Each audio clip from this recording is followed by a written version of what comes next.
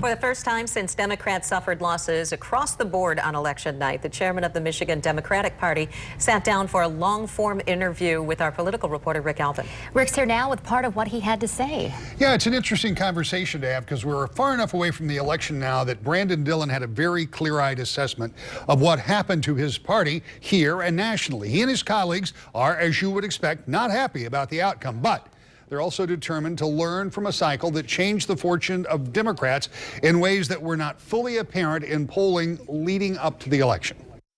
But, you know, our turnout was down from where it was in 2012, and their turnout was up.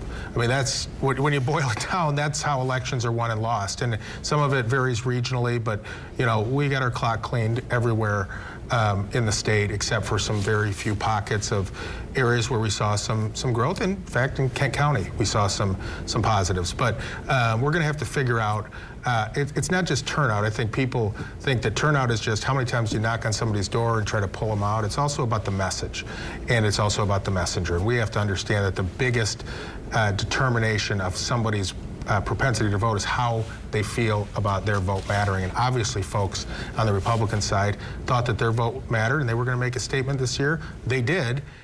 And Dillon says that statement will leave Republicans on the hot seat. They are in charge of everything in Washington and Lansing, and he says Democrats will hold them accountable, and he says they'll be ready to regroup for 2018.